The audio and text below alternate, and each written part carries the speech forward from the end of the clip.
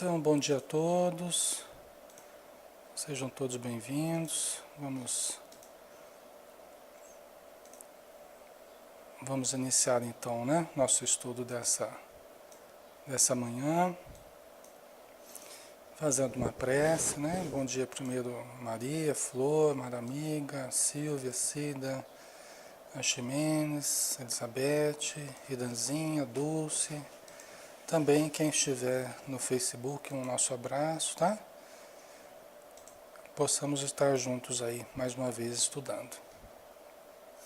Então vamos fechar os nossos olhos e elevar o pensamento a Jesus, pedindo a sua proteção, a sua intuição, para que todos sejamos inspirados ao tecermos os nossos comentários, ao escrevermos na tela, ao irradiarmos as nossas energias, os nossos sentimentos, que possamos canalizar as expressões elevadas do alto que caem sobre nós como antenas que somos de captação, de recepção dessas forças vivas e atuantes na natureza, que são as correntes de pensamento positivo, onde vibram seres e coisas num nível mais elevado que nós pretendemos captar, sintonizar, para que nos tornemos também pessoas mais elevadas com o passar do tempo. Abençoa, Senhor, todos que vierem entrar em contato com esse estudo, com esse material, que a Tua luz envolva a todos, a cada um, Senhor. Muito obrigado por tudo, que assim seja.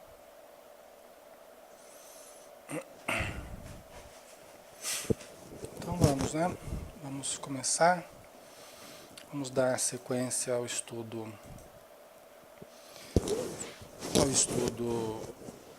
do Evangelho de Mateus, E hoje nós vamos dar continuidade, pessoal.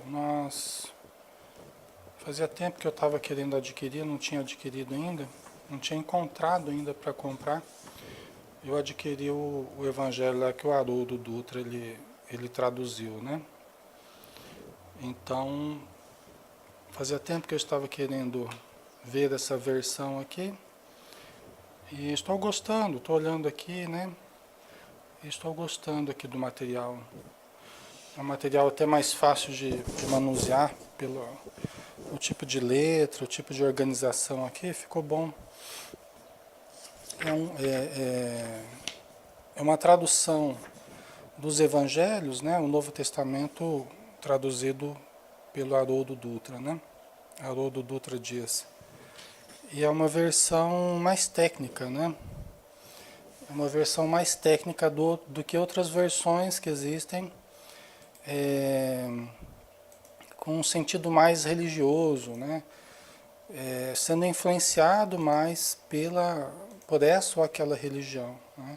Nós não tínhamos até no Brasil aqui uma versão mais técnica dos evangelhos, E o Haroldo Dutra ele fez um estudo mais técnico, não para ser o evangelho espírita, não é, a ideia não era essa, A ideia é ser um evangelho mais fiel ao que é de verdade, Dentro de uma visão realmente técnica, tá?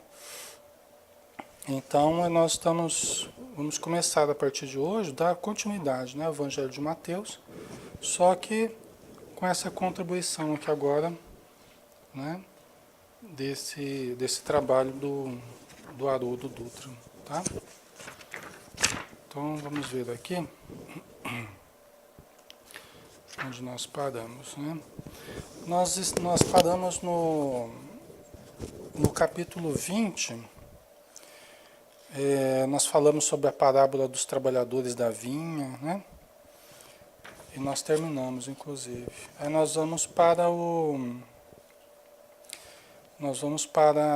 o versículo 17, capítulo 20, versículo 17. Aqui nesse estudo nós já usamos algumas versões, tá? A gente usou a Bíblia de Jerusalém, que dizem que é uma das mais fiéis, não sei bem ao certo, mas a gente já usou Eu gosto, a que eu mais gosto, na verdade, pode ser questionada e tudo mais, mas a que eu mais gosto, a que mais me identifica é a Bíblia dos Gideões lá, né? Aquele grupo lá que eles trabalham pela distribuição da Bíblia no mundo inteiro, os Gideões, né? Internacionais. E é interessante, é que tem aquelas bíbliazinhas pequenininhas, cinza, né? Aquelas, acho que tem umas azuisinhas também, que eles, a vida inteira eles distribuíram aí. Eu me identifico bastante com aquela Bíblia ali, a maneira como está escrito, eu acho bem gostoso. Tenho usado também bastante ela. Mas agora vamos dar sequência nessa aqui, né? Então vamos lá.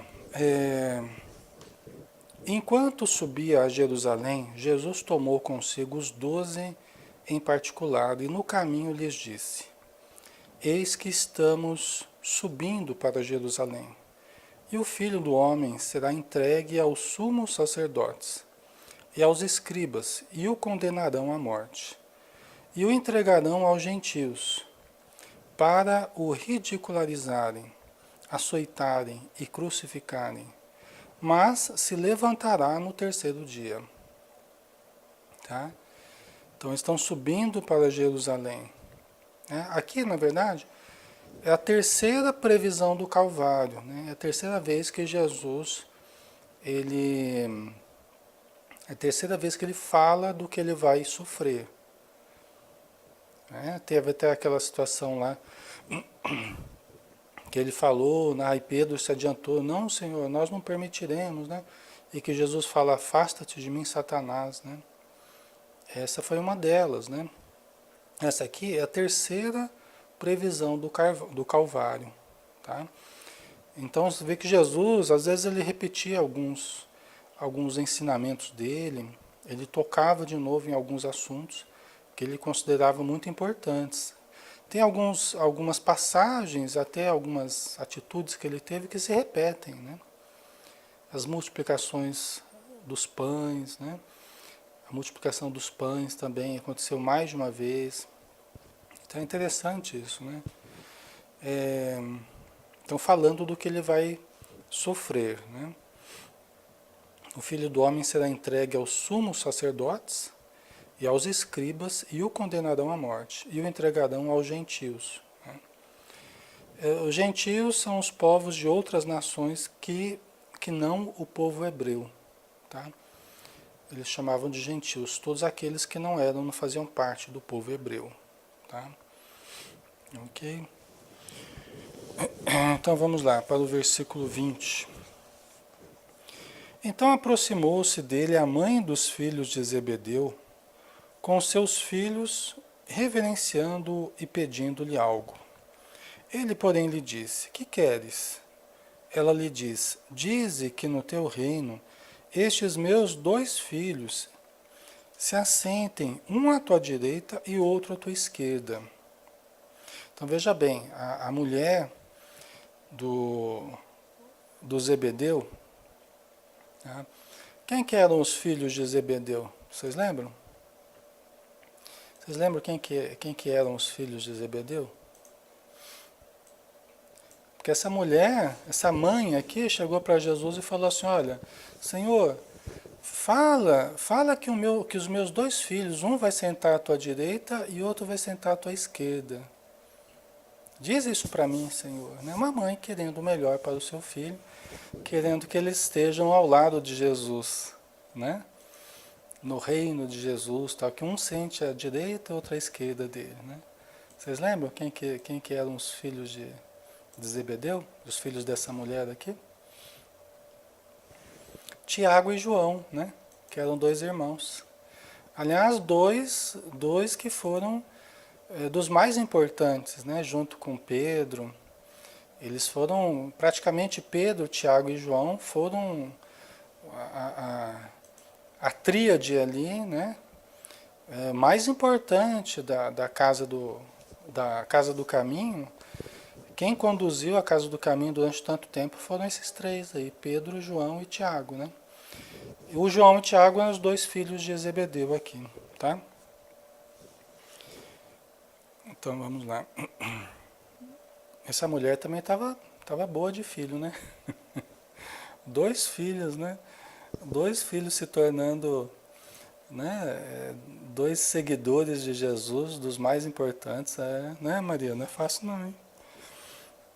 Então ela tinha moral também para fazer um pedido desse, né? Não era qualquer mãe que podia fazer um pedido desse, não, né? Então dize que no teu reino estes meus dois filhos se assentem, um à tua direita e outro à tua esquerda. Em resposta, Jesus lhe disse: Não sabeis o que está pedindo, o que estáis pedindo. Podeis beber a taça que estou prestes a beber? Né? Então você não sabe o que você está pedindo, mulher, né? Será que eles podem beber a taça que eu vou beber? Jesus até falou: Senhor, afasta de mim esse cálice, né? Então a taça, né? Toda a situação dolorosa, toda a provação, a situação dolorosa que ele iria passar, né? Na verdade não era nem provação, né? Mas uma missão, né? Será que eles podem passar por isso? Eles têm condição, né? E eles lhe dizem, podemos. Né? Você vê que eles estavam firmes, né?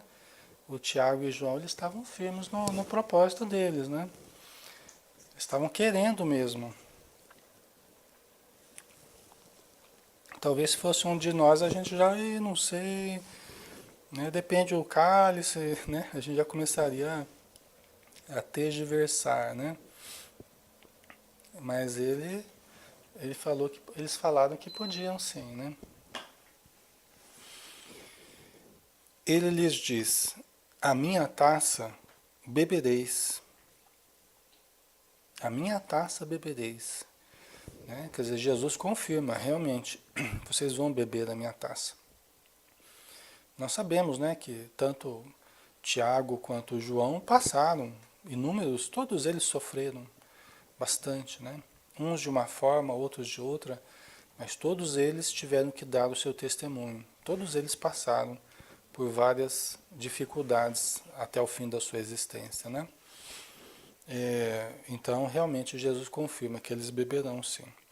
Por outro lado, o assentar-se à minha direita ou à minha esquerda não me cabe conceder, mas é para quem está preparado por meu Pai. Né?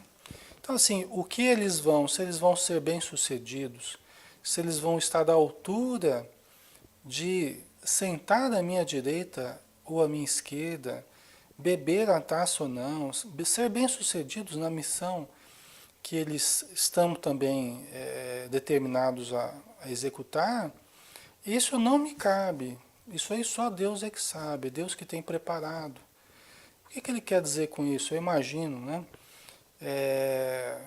Porque aí depende da evolução de cada um, depende. Às vezes as pessoas programam uma coisa e acabam não fazendo. É uma relação delas direto com Deus, direto com a programação delas, direto com a vida que elas têm que viver, né? E que elas podem aceitar as contingências da vida e serem bem-sucedidas ou não, podem se rebelar contra isso. Quantas pessoas mudam a sua programação todos os dias, né? Através de decisões diferentes, né?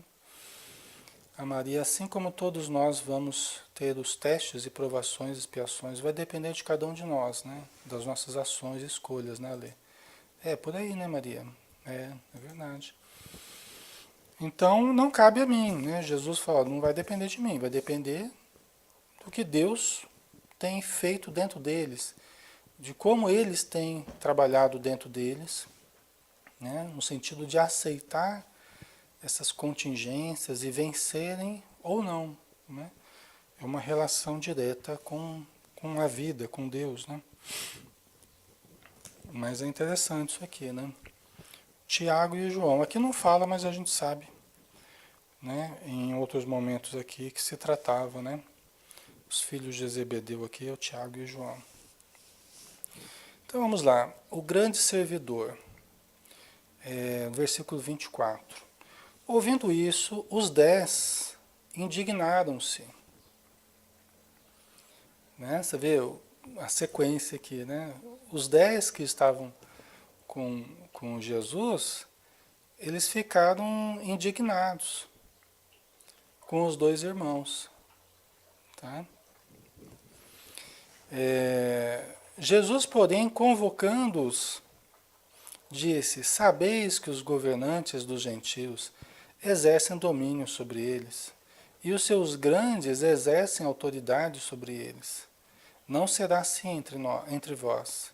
Mas quem quiser tornar-se o maior entre vós, será o vosso servidor. E quem quiser ser o primeiro entre vós, será o vosso servo. Da mesma forma que o Filho do Homem não veio para ser servido, mas para servir e dar a sua vida em resgate de muitos. Nossa, quanta sabedoria aqui, né, pessoal? Quanta sabedoria, né? Você vê que os 10 que já estavam com Jesus, você vê que depois chegaram Tiago e João, né? Você vê que foram dos últimos aí a chegarem, né? Foram os últimos a se aproximarem da vida de Jesus aí, né? E foram dos mais importantes, junto com Pedro, né? Você vê essa questão, né? Então, vamos lá, né? Então eles ficaram indignados. Por quê? Porque a mulher, eles já estavam lá, né? Esses 10, e Jesus os escolheu também, né? Eles se sintonizaram com o trabalho de Jesus. E aí de repente chegam lá, João era o mais novo, né? João era o mais novo deles. Tiago um pouco mais velho, né? Mas o João era o mais novo. De repente chega a 2 e já querem sentar na janelinha, né? Já quer pegar o trem andando e sentar na janelinha, dar tchau ainda, né? Então, o pessoal ficou meio revoltado, né? É aquela questão institucional, né? Aquela questão de grupo, aquela questão de, né? Eu cheguei primeiro, né? Quem manda sou eu, né? Você acabou de chegar e já está querendo dar ordem, não sei o quê. Então, essa questão de hierarquia, né, Márcia? Essa questão de espaço, né? Cada um quer defender o seu espaço. Isso tudo dá para a gente entender, né? E os discípulos, nesse sentido, eles são ainda bem humanos, né? Eles são bem humanos. A gente vê o lado humano deles falando mais alto nesses momentos, né? As atitudes bem humanas, que qualquer um de nós teria também, né?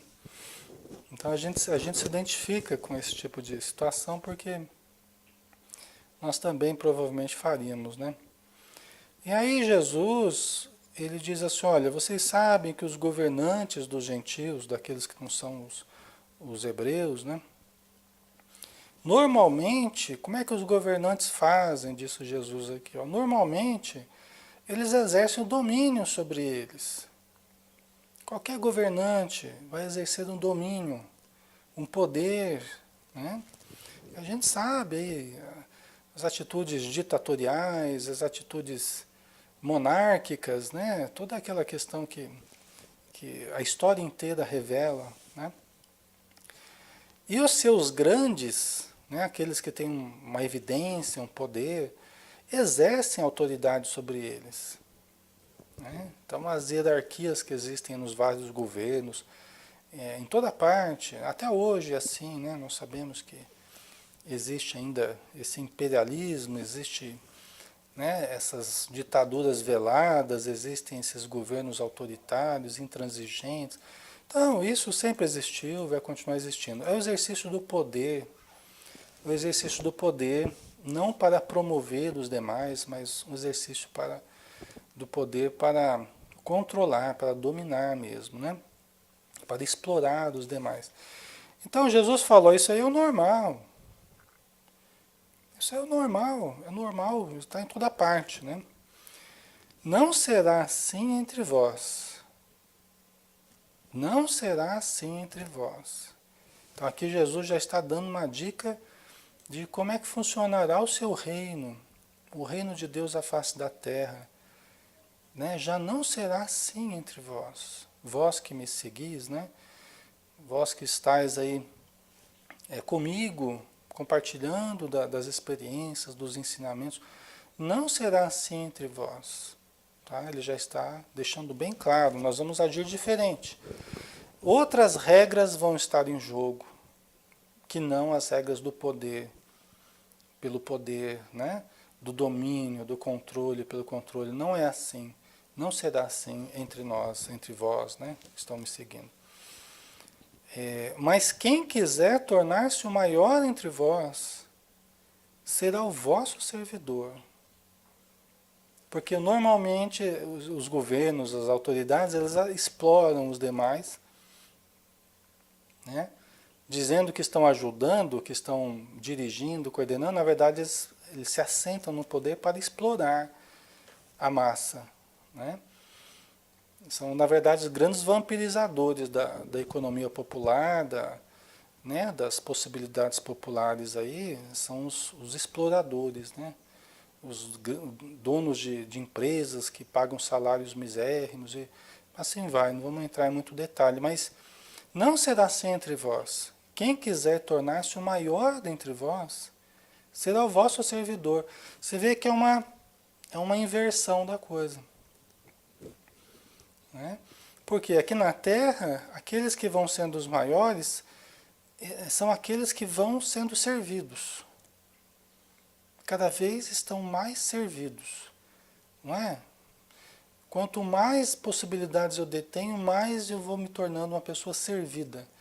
Eu vou tendo servos e cada vez mais eu vou sendo servido por essas várias pessoas. E na verdade eu acabo cada vez mais me beneficiando, né, do trabalho daqueles que estão. Veja bem, você dá trabalho para os outros, empregar, isso aí não é coisa ruim, é coisa boa. Né? Você ser dono de uma empresa e ter funcionários. O problema não é você dar emprego, o problema é você explorar, né? Dando salários muito baixos, você ficando com imensas fortunas e aqueles que o servem ficando, né, absolutamente quase que uma vida miserável, né? Então, esse que seria o problema. Mas aqui ele fala, olha, vai ser diferente com a gente aqui. O nosso modelo é outro. Quem quiser ser o maior, né, por achar que tem mais conhecimento, ou moralidade, ou né, de alguma forma habilidades em alguma coisa, será o vosso servidor. O maior exemplo de competência, de habilidade, de conhecimento, será a capacidade de transformar isso em serviço, ajudando os demais, gerando benefícios para os demais. Né? Quer dizer, aí as virtudes potenciais que eu trago, o conhecimento que eu trago, tem que gerar benefícios para os outros, e não eu me beneficiar dos outros. Vocês percebem a inversão da coisa aí que Jesus propõe? Então, quem quiser ser o maior, que gere benefícios para os outros. E não fique à cata de benefícios dos outros. Se beneficiar dos outros, né? Gerar oportunidade de crescimento, né, Maria? Verdade. Né? E quem quiser ser o primeiro entre vós, será o vosso servo. Né? O primeiro entre nós aqui na matéria, geralmente é aquele que é servido, né? Mas Jesus fala, primeiro será o vosso servo, é aquele que servir a todos, esse será o primeiro. Por isso que Jesus, naquele outro momento, você vê que é uma lição que ele repete de novo, né? Porque ele já tinha falado do lava-pés lá, ele já tinha dado aquela demonstração, né? Aquela demonstração do lava-pés lá, né? De lavar os pés dos discípulos, né? Então aqui ele repete o ensinamento, né? Ou não, eu tenho que lembrar agora. É que às vezes eu passo por certas passagens que eu lembro de outras mais para frente e estabeleço alguma relação, depois eu não lembro se a gente passou por ela ou não, né? Mas tudo bem, né? Vocês sabem da passagem que eu estou falando, né? Mas ok, vamos lá. Da mesma forma que o Filho do Homem não veio para ser servido, mas para servir e dar a sua vida em resgate de muitos. né? Então, olha, ele está se colocando aqui como exemplo, e não é sem razão que ele está fazendo isso, né? Porque ele de fato é o grande exemplo que nós temos, né? Então ele veio não para ser servido, né? E a gente vê Jesus, em momento algum, é, trabalhando no sentido de ser, de pegar a melhor parte para ele, a parte mais leve e deixar os discípulos. Não, o trabalho mais difícil era o que ele fazia. Quando a situação ficava difícil, a situação ficava problemática, ele que resolvia. Quando os discípulos não conseguiam curar, ele que ia lá e... Então, ele não veio para ser servido. Ele veio para servir. Ele deu exemplo de humildade, né, Maria? Né? E, inclusive, dar a sua vida em resgate de muitos. Né? Dar a sua vida, a sua própria vida, né? Um exemplo máximo de doação, né? De dar a própria vida em benefício de muitos, para que servisse de exemplo para muitos, muitos, todos nós, né? Porque ele próprio foi essa semente lançada à terra, né? Ele foi essa semente que se deixou matar fisicamente, né? A semente cai na terra e ela se destrói, né? Para que germine uma planta, né? Para que a planta do Evangelho, para que a planta do seu ensinamento, do reino de Deus à face da terra, pudesse vir a germinar. Ele foi essa semente, né? Do perdão, né, Marcinha? Exatamente. Ok? Então vamos lá, vamos continuando, versículo 29. Ao saírem de Jericó, Jericó é uma das cidades mais antigas do planeta, se não for a mais antiga, tá? Tem alguns milênios de existência Jericó, tá? Ao saírem de Jericó, uma grande turba o seguia. E eis que dois cegos, sentados à beira do caminho, ouvindo que Jesus passava, gritaram, dizendo: Tem misericórdia de nós, filho de Davi. Tá? Só lembrando que eles estão eles estão indo para Jerusalém, tá? E, eles passam da Galileia para Jerusalém, eles passam pela Samaria, né? Então, bom dia, Elson, um abraço. Né? Jericó fica, se eu não me engano, ele fica na Samaria, tá? Então, uma grande turba o seguia, né? Quer dizer, uma multidão ali de pessoas estavam seguindo ele. E eis que dois cegos, sentados à beira do caminho, ouvindo que Jesus passava, gritaram dizendo: Tem misericórdia de nós, filho de Davi. Né? Filho de Davi, nós sabemos que ele era filho de José, né? Mas Davi porque ele era da descendência genealógica, vamos dizer assim, ele era da descendência de Davi. Porque tinha o Abraão, né? Teve os vários filhos dele e cada um criou uma tribo, vamos dizer assim, né? As 12 tribos de Israel, né? Então, a tribo de Davi, né? A descendência, aqueles que descendem de Davi, ok? Então, tem misericórdia de nós, filho de Davi. Porque o Messias, ele seria, conforme as previsões que os profetas faziam e tal, ele seria da árvore da descendência de Davi. Tá? Então, aqueles que entendiam Jesus como sendo o enviado mesmo, filho de Deus, o enviado, o Salvador e tal, entendiam que era realmente da descendência de Davi. Né? Quem falava assim é porque estava entendendo nele realmente o Messias. Tá? Tem misericórdia de nós, filho de Davi. A turba os repreendia, para que fizessem silêncio. Né? Quer dizer, os cegos falando ali, pedindo, né, que tivesse misericórdia deles e tal. E a turba, a multidão, sabe, fica quieto aí e tal, né? Eles, porém, gritavam ainda mais, dizendo: Tem misericórdia de nós, Senhor, filho de Davi. E parando Jesus, os chamou e disse: Que quereis que eu vos faça? Dizem-lhe: Senhor, que nossos olhos se abram. Compadecido, Jesus tocou nos olhos deles e imediatamente voltaram a ver e o seguiram. Né? Olha que bonito, né? Mais uma cura que Jesus fez, né? E interessante, né? Como que é um exemplo para nós, né? Como que a insistência, né? Como que a insistência, a gente vê em vários momentos Jesus sendo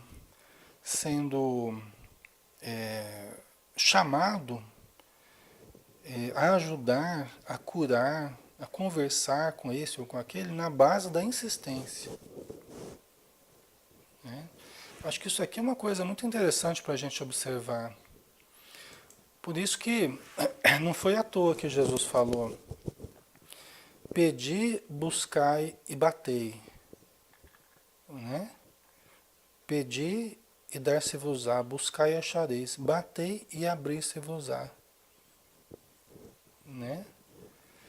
Porque o Emmanuel, ele até comenta essa passagem, né, sobre esses três verbos, pedir, buscar e bater. E ele fala que não adianta apenas a gente pedir, a gente saber do que a gente quer, mas a gente precisa buscar, nós precisamos nos mover no sentido de encontrarmos, irmos de encontro àquilo que a gente realmente deseja, né? E o bater significa o insistir na busca, né? Porque às vezes a pessoa sabe o que quer, se move no sentido da busca e desanima facilmente, né? Então é muito importante a gente observar isso, como se quando a gente quer alguma coisa de fato, essa coisa é boa, importante para nós, nós devemos insistir, nós devemos perseverar, né, Sandra? Nós devemos perseverar. Porque a gente vê o próprio Jesus, Jesus sendo tocado pela insistência das pessoas. Ele tem uma parábola que ele fala exatamente isso. Porque em altas horas lá uma pessoa foi procurar uma casa, né, porque acabou acho que o azeite dele, foi procurar uma casa e ele bateu, insistiu até que a pessoa abriu. Né? Tem uma das historinhas que ele conta que é exatamente isso, né? Que ele deixa bem claro a importância da insistência. Às vezes você está com pensamento positivo, mas você desanima. Aí a Joana de Ângeles fala pra gente, né? A Joana de Ângeles fala pra gente, não cesse de auto-induzir-se. Não pare de se auto-induzir aquilo que você deseja, aquilo que você precisa. Vai se induzindo, se auto-sugerindo, sugestionando. Vai fixando isso no seu pensamento, essa busca, até que você encontre. Ela fala claramente isso pra gente. Né? Então, é isso aqui. Né? Se os cegos não insistissem, Jesus ia continuar o seu caminho. E aí, a gente ia falar o quê? Ah, mas é porque não era para acontecer, é porque não era a hora, é porque Deus não sei o quê. Aí a gente inventa um monte de história, né? Para dizer o porquê que Jesus não parou, porquê que Jesus não curou, não é assim que a gente faz? Mas será? Não é? Aí fica a questão, será que se insistisse um pouco mais, se buscasse com um pouco mais de fé, de confiança, né? E veja que os dois cegos aqui, conforme a multidão falou, fica quieto aí, vocês estão fazendo muito barulho. E os cegos ali começaram a falar mais alto. Os cegos começaram a falar mais alto. Você vê que eles não se deixaram sufocar pela massa, Eles foram mais fortes do que a massa. Isso aqui é uma outra lição que a gente tem que considerar também. Olha só a importância disso, né? Às vezes a gente se deixa desanimar pela massa das pessoas que vêm com pensamentos negativos, né? Que falam para a gente ficar quieto também, e às vezes você se deixa realmente desanimar, né? Pelo comportamento da massa, né? E não, eles falaram mais alto, Senhor, tem compaixão de mim. E aí Jesus chegou uma hora que ele falou, eu vou dar atenção, porque olha como o desejo, como eles estão manifestando o desejo deles. Olha como eles estão manifestando a vontade deles, o desejo deles de melhora. Isso é muito importante, né, pessoal? Porque quando a gente não manifesta o nosso desejo, mas Deus sabe o que eu quero. Deus sabe o que eu preciso. Deus sabe. Mas o fato de você manifestar o seu desejo, isso aí tem uma repercussão muito grande. O fato de você dizer em altas vozes, eu quero tal coisa, eu preciso tal coisa. Né? Eu aprendi isso na marra, né? Tive que aprender isso a duras penas, que era preciso manifestar o meu desejo.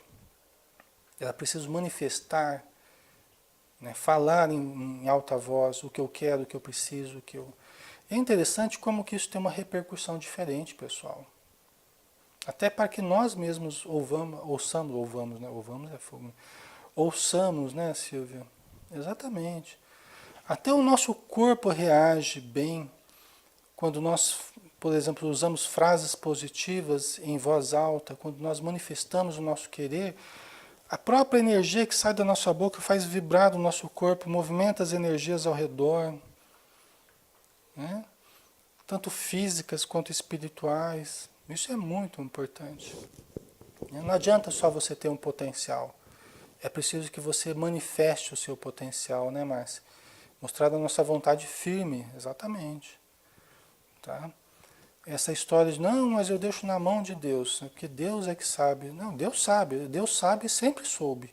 E vai continuar sabendo. A questão não é Deus saber ou não saber. A questão é eu mostrar que eu estou afim mesmo. Não é, pessoal? Deus sabe. Ele sabe tudo. Mas eu estou mostrando que eu estou afim. Eu estou dizendo para ele, ó, pode mandar aqui que eu estou podendo. Eu estou querendo de fato. Estou manifestando isso. Deus sempre soube o que a gente precisa. E vai continuar sabendo. Né? Então, embora a transformação seja íntima, né, Elcio, nós não podemos ficar só no íntimo, né? Essa que é a questão. Às vezes a pessoa tem um grande potencial, mas ela está muito introvertida ainda. Ela não está manifestando essa vontade. Nós temos que sair dessa intimidade, embora seja no íntimo que ela comece a se processar. Mas é preciso que nós explicitemos aquilo que está intrínseco, né? Manifestemos esse potencial. Isso é extremamente importante. Tá? O Elcio, pois é, digo, ninguém poderá fazer por nós aquilo que é da nossa conta. Exatamente, isso mesmo, Elcio. É isso aí, né? Ninguém vai fazer por nós o que é o nosso dever, né? Então. Quando a gente manifesta que a gente está querendo, entendi, Elcio, entendi. Quando a gente manifesta que a gente está querendo mesmo algo, a vida já começa a se movimentar para nos satisfazer, tá? Para nos dar aquilo que nós estamos manifestando, o desejo, né? A necessidade. Por isso que Jesus falou, tudo o que pedirdes em meu nome ao Pai, em estado de oração, crendo que recebereis, vos será concedido. Tudo o que pedirdes, tudo o que pedirdes ao Pai em meu nome, em estado de oração, crendo que recebereis, vos será concedido. Tá? Então Jesus é categórico nesse sentido. Né? E Jesus, diante dos cegos, ele ainda pergunta, o que quereis que eu vos faça? Ele ainda quis uma confirmação. para ficar bem claro qual é o desejo que vocês têm. O que vocês querem que eu faça? Se eles não manifestassem o desejo, é Senhor, que o Senhor me dê um pão, que o Senhor me dê... Está aqui um pão. Só. Vocês entendem, pessoal? Se eles tivessem pedido uma outra coisa, provavelmente Jesus concederia. Né? Mas o que eles pediram? Olha a importância de sermos específicos no que nós, né? No que nós pedimos, na manifestação do nosso desejo. Né? A importância de sermos específicos e sabermos o que nós queremos. Né? Hoje, cada vez eu entendo melhor, assim, cada vez eu percebo melhor a importância de definirmos para nós o que queremos. É muito importante. Eu acho que uma das maiores dificuldades que a criatura tem é não conseguir definir o que ela quer com clareza para ela mesma. Né? Porque se você não tiver clareza para você do que você quer, como é que você vai conseguir manifestar isso para Deus, para Jesus, para os espíritos amigos, até para você mesmo, né? Eu creio que essa é uma das maiores dificuldades da criatura. Ela não se permite querer, ela não tem contato com o próprio desejo dela. Nós, seres humanos, nós vamos nos desconectando com o self. Né? E o self é a fonte do desejo, é a fonte do querer, é o self. Né? Então, quando nós vamos nos desconectando do self, nós vamos tendo dificuldade para determinar o que realmente queremos. Tá?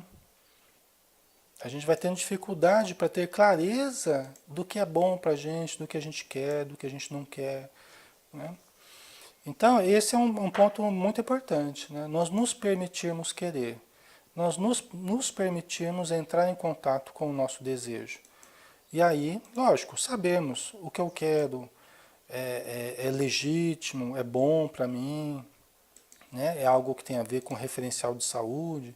Tem muitos quereres nossos que não passam por esse crivo, né?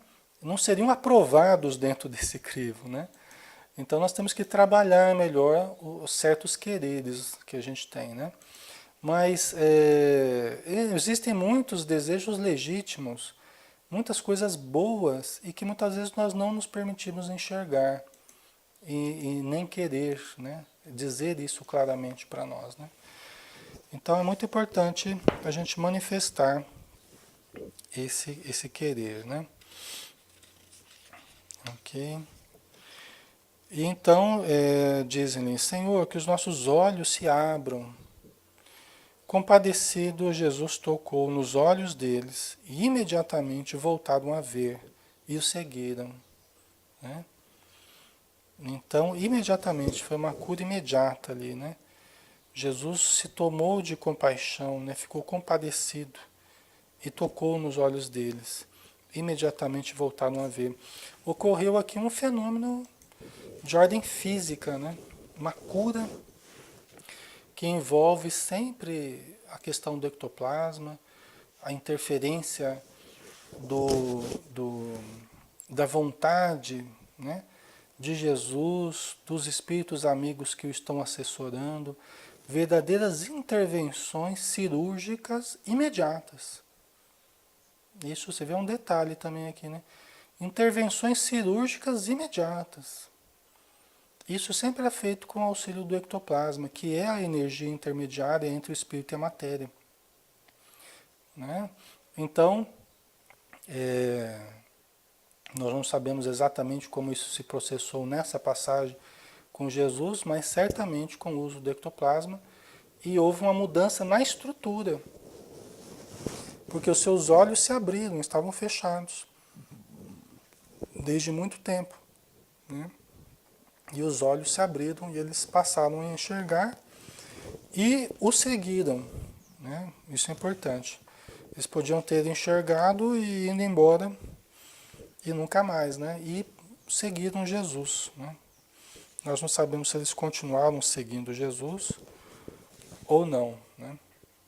Pessoal, Nós vamos dar uma paradinha por aqui, então já estamos prestes a terminar, né? Quase 9 horas.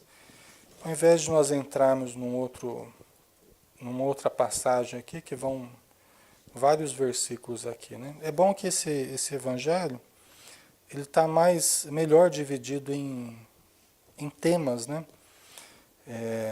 Em situações. A gente vê que ele foi bem dividido em situações, conforme os ensinamentos que Jesus, os vários momentos que Jesus viveu junto com os discípulos. Então fica mais até fácil da gente ir conduzindo aqui, tá bom?